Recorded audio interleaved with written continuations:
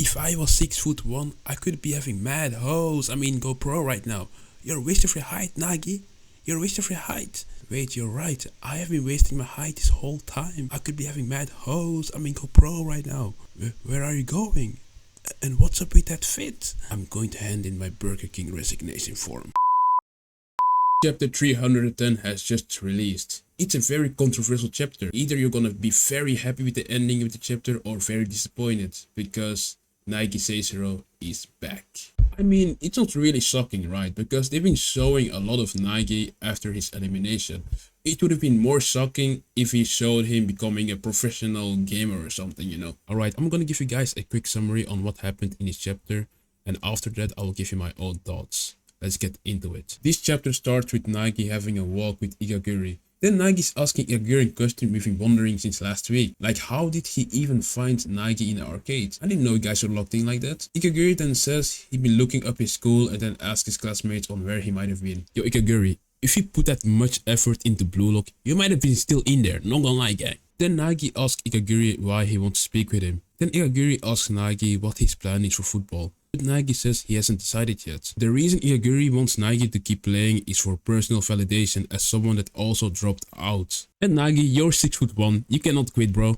You cannot quit. Then they start talking about the elimination. Igaguri asked NAGI about his feelings from being eliminated, right? But NAGI said that he wasn't surprised because he played like doo-doo. But then Igaguri gives his own perspective. He says he was frustrated, but still relieved, because his dream and initial goal was to become a pro player. Then he asked NAGI if he was satisfied. But we all know NAGI wasn't satisfied. He was having a whole midlife crisis at 17. NAGI doesn't give a direct answer, but he says that some things should be left behind. But Igaguri thinks otherwise, because he believes there's no limits to a dream. Okay Igaguri, I like how you talk. I like how you talk. Give me a quick dap up bro. But then NAGI reveals that he got an offer from Buratsutsa, but will most likely refuse because he doesn't want to betray BlueLock. But then Igaguri reveals that he already has betrayed BlueLock by passing the ball to Hiryo in his last match, betraying the BlueLock philosophy. NAGI is also scared of what others might think if he came back to BlueLock. Then Igaguri basically says that you shouldn't care what others think about your dream, because if you let other people dictate your dreams, it will not come true.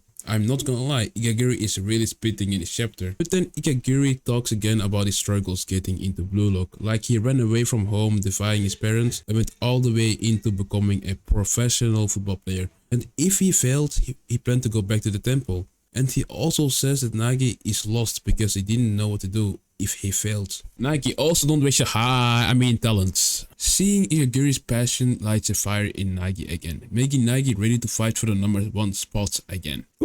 This panel looks fire, concluding this chapter. Well damn, I guess there's like a 70% chance that NAGI is back in BlueLock. Is this the last we see of Igaguri? I think it is, because he has achieved his dream of becoming a pro player and also not to work for his parents' temple. And also he had a hand in bringing NAGI back. So that's like a good conclusion to him. He gave NAGI the needed motivation and the needed perspective to go on. Is NAGI going to accept the offer? Yes, at the end of this chapter it seems very likely NAGI is going to accept the offer, because Igaguri gave him the perspective on being selfish to chase your own dreams.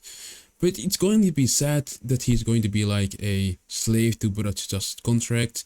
But maybe Hiryo is going to help him out with his family's influence on reading the contract and maybe tweak some things. But who is going to be the last Buratsutsa's member? Is it going to be Kira, or is it going to be Aomeri Messi? I'm not gonna lie, I'm keeping the Aomeri Messi propaganda alive because I still believe in his comeback. Yeah, he didn't have a chance in the manga, but I believe he's going to come back. Alright, this is the end of the video. If you liked it, go like and subscribe if you're new, and I'll see you guys later.